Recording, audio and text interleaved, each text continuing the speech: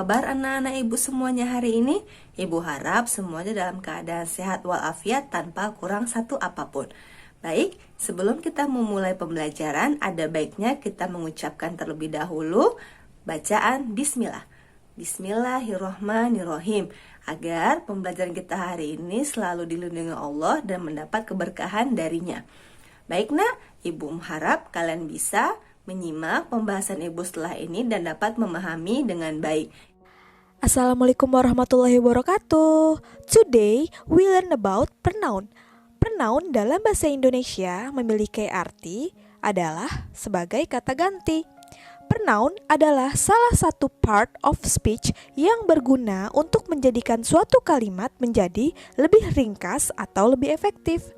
Tanpa pronoun, kita akan terus mengulang-ulang nama atau kata dalam suatu kalimat. Bahkan, kita juga tidak bisa menyebutkan diri kita sendiri. Hari ini, ada beberapa macam pronoun yang akan kita pelajari, yaitu ada personal pronoun, possessive pronoun, and reflexive pronoun. Masing-masing pronoun memiliki fungsi yang berbeda untuk bisa membentuk suatu kalimat. Agar lebih jelas, yuk disimak materi hari ini yang akan Miss Nanda sampaikan. Check it out! Yang akan kita bahas pertama kali adalah tentang personal pronoun atau kata ganti orang yang berubah bentuknya menurut kasus pemakaiannya, yaitu ada dua. Yang pertama kasus subjektif dan yang kedua kasus objektif. Kalau kata ganti orang itu dipakai sebagai subjek, maka kamu perlu ingat artis Ayu Dewi. Kenapa Ayu Dewi? Karena I itu saya adalah kata ganti orang pertama tunggal, you itu adalah kamu, kata ganti orang kedua tunggal, they artinya mereka adalah kata ganti orang ketiga jamak, we artinya kami atau kita adalah kata ganti orang pertama jamak. Lebih simpel kan diingatnya? Selanjutnya ada lagi he, she, dan it. He adalah dia laki-laki sebagai kata ganti orang ketiga tunggal. She adalah dia perempuan sebagai kata ganti orang ketiga tunggal. Dan it artinya itu atau ini untuk benda atau tumbuhan atau binatang sebagai kata ganti ketiga tunggal. Oke, mungkin masih ada yang belum paham nih. Maksudnya apa sih, Miss? Kata ganti orang pertama tunggal, kata ganti orang kedua itu apa sih? Nah, Miss Nanda ingetin lagi. Di dalam bahasa Indonesia, untuk orang pertama, tunggal atau jamak adalah orang yang berbicara atau diri kita sendiri. Sedangkan orang kedua adalah orang yang kita ajak bicara.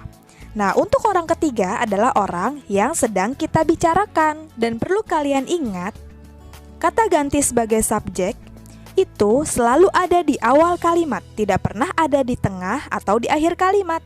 Jadi, kamu nggak boleh meletakkan Ayu Dewi, she, he, it itu di tengah kalimat atau di akhir kalimat ya. For example, I am a teacher, you are a student. Nah, kalau tadi kita bahas kata ganti orang sebagai subjek, selanjutnya yang akan kita bahas adalah kata ganti orang sebagai objek. Oke, diantaranya adalah me itu artinya saya, you itu artinya kamu, them artinya mereka, us artinya kita, her artinya dia perempuan, him artinya dia laki-laki, it itu tumbuhan, binatang atau benda. Yang perlu kalian ingat adalah jika tadi kata ganti orang sebagai subjek selalu ada di awal kalimat, nah untuk kata ganti orang sebagai objek biasanya itu ada di akhir kalimat atau ada di kata terakhir sebelum adverb atau kata keterangan. For example, listen to me, dengarkan saya. I'm glad to see you, saya senang bertemu denganmu. Oke, next, pronoun yang akan kita bahas selanjutnya yaitu adalah possessive pronoun atau kata ganti kepunyaan atau kepemilikan yang mempunyai dua fungsi, yaitu sebagai kata sifat dan sebagai kata ganti. Yang akan kita bahas pertama-tama yaitu kata ganti kepunyaan sebagai kata sifat. Di antaranya adalah my, itu kepunyaan saya, your, kepunyaanmu, their, kepunyaan mereka, Our, kepunyaan kami atau kita. His, kepunyaan dia laki-laki. Her, kepunyaan dia perempuan. Dan its, kepunyaan binatang, benda. For example, BTS is my idol. BTS adalah idolaku. Welcome to our home. Selamat datang di rumah kami. Don't be angry. It isn't their mistake. Jangan marah, ini bukan salah mereka. Oke, selanjutnya yang kita bahas adalah possessive pronoun sebagai kata ganti. Di antaranya ada mine, artinya milikku. Yours, artinya milikmu. Theirs, artinya milik mereka. Ours, artinya milik kita atau milik kami. His, artinya milik dia laki-laki. Hers, artinya milik dia perempuan. For example, I'm yours.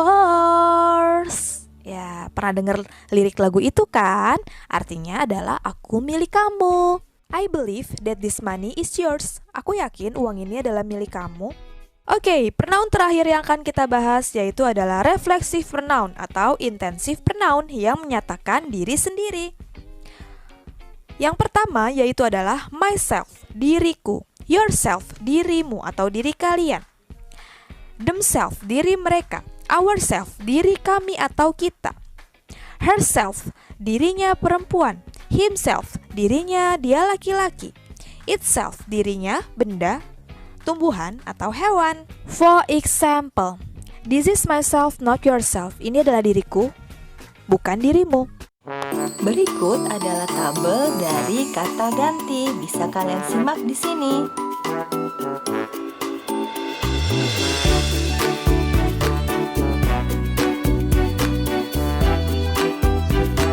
Dan ini merupakan perubahan dari subjek pronoun ke objek pronoun atau ke reflexive pronoun. Contoh subjek pronoun di dalam kalimat. I know Emily, you know Emily, we know Emily, they know Emily, she knows Emily, he knows Emily, dan it's nice. Dan yang terakhir, contoh kalimat pada reflexive pronoun. Silahkan disimak.